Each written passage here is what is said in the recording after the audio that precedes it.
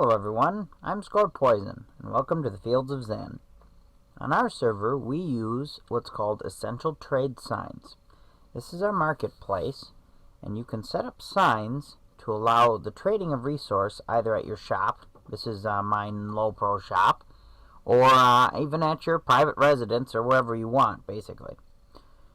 In order to make a trade sign, what a trade sign is it's an extension of Essentials, the plugin Essentials that comes with most servers nowadays, actually, I think.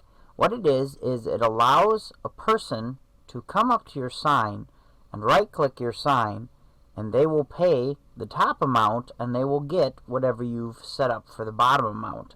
And they can do this when you're offline, so it's a good way to actually trade without having to be on the server in order to make a profit from it. Oh, like this. You can see that mine, somebody's put something in it. I'll go over that in a second. What you need is you need the resource that you are going to trade in your inventory. So let's say I wanted to trade ferns. You know, I'm going to grab 64 ferns. And let's say I had a lot of ferns. I'd gathered a lot of ferns and I wanted to trade them. I'm going to have that inventory in my resource. I want to go over that inventory, and then I want to do item DB. This will give me all the information I need for that item. It'll give me the actual name, it'll give me the data value of that item, and it'll also give me the short names. And these are actually very important because that is probably a little too long to use for the sign, but the sign will also understand the short names. Fern and bush, and in this case fern is perfectly what I want. So what you do is you first place your sign where you want to, etc., etc., and then you put a bracket, you put the word trade. I always use capital letters because it just looks better, but it doesn't need to be. You put trade. The second line of your sign is what you want for that fern, or for how many ferns you're going to sell. It's what you are wanting for a resource. So in this case, I'm going to do 2 I ingot, because iron ingot, the short for that is I ingot. One of the shorts for that. You can really use whichever type of short name you want. But one of the short names is I ingot. And then that's the end of the second line. You just tell it what you want. You go to the third line, and you're going to put how many you are selling for those 2 ingots. So I'm going to say that I am selling 10. I'm going to say that I'm selling ferns, because that's of course what I'm selling. And then I need to do the colon key and how many ferns I am initially putting into the sign. This has to be multiples of how many you're selling. So if I'm selling 10 at a time, I can't put in 15. That would come up with a weird, I'd have 5 extra ones, and it's not going to let me do that. I can do 20, 30, like I've got 64, I'm going to put 60 in here because it's a multiple of 10. And then I'm going to hit done. And when I do that, that means if a person comes up here, first of all, you notice that it's taken it out of my inventory down at the bottom. Now I only have 4 when I used to have 64. It'll take how many you tell it that initial number to take out. If a person comes up, they can put in 2 iron ingots, and they'll get 10 ferns from it. And then if they've done anything like that, if someone's bought something like I showed you this, I can actually walk up to the sign, right-click the sign, oh god, someone's bought a lot of my stone, and get something. See, it says 44. This top number here is how much storage. The sign acts like a storage chest. The bottom number is how much you've put into it. The top number is how much people have bought, how much of that resource that you're asking for is bought. And this person gave me 44, so they must have really wanted a lot of stone. And then you see I pull it out, and down at the bottom left, my total went from 44, or from 2 to 46, because of the 2 from this sign and the 44. Wow, that was really profitable. Normally it's not that profitable. Then you can also trade EXP, like I have up here. I'm trading 500 EXP for 15 Abi, which is obsidian. That's a shortened form of obsidian. But the other thing is, let's say I gather more ferns, and this sign is either out or I just want to get ready for a lot of people wanting ferns.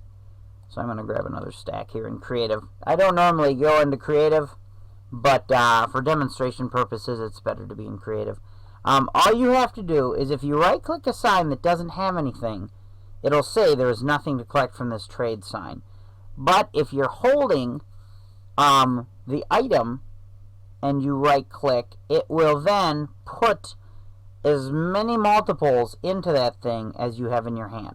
So in this case, I had 60 that it could put in there. So now it went from 60 to 120. And then if you break that sign, see my inventory? Boom, I got my 120 back.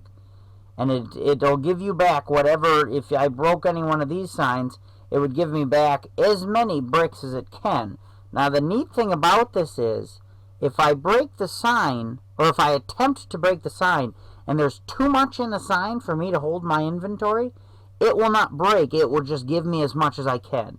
And then I can go home, and then I can come back and attempt to break it again, and it'll do the process until it can actually fit the rest of it in my inventory, and then the sign will break. I'm going to go home real quick, and I am going to go to my storage area, and I'm going to get more stone, because that's awesome. Because I'm loving that. And then, let's grab a couple more stacks. And I'm selling, there we go, that should be good.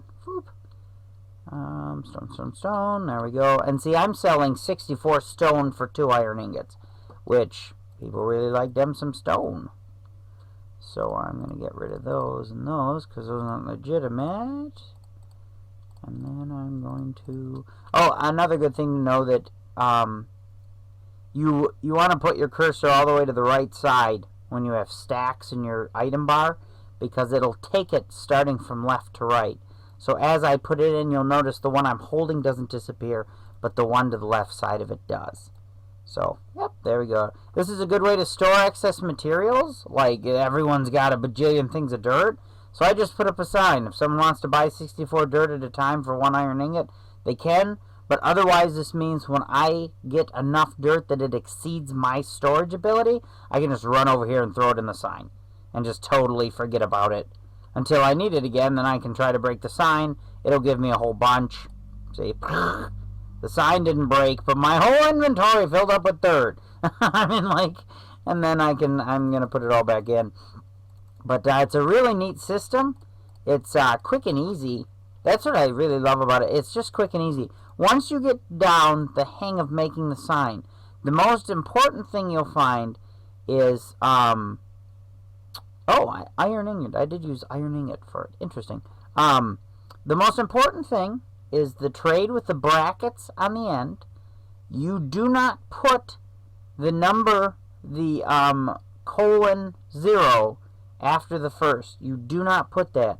And you have to put a colon and the number you're initially putting into the sign after the third line. You have to, or else it will bring an error. If the trade turns red, and it'll give you a short thing, but they're never really good at explaining what's wrong. But if the trade turns red, that means something part of your sign is not correct, and to go ahead and try to redo it. These are also personalized. I cannot go to anybody else's sign and take out their inventory. The only thing I can do is go up to it with this amount of materials here and then buy it. That's all I can do to somebody else's sign. Alrighty, well, thank you for listening and looking at the tutorial. I'll have this up pretty shortly so that my players can learn how to do it without me having to be there to explain it to them. But I'd be happy to help if they have any questions anyway. I will talk to you later. Bye-bye.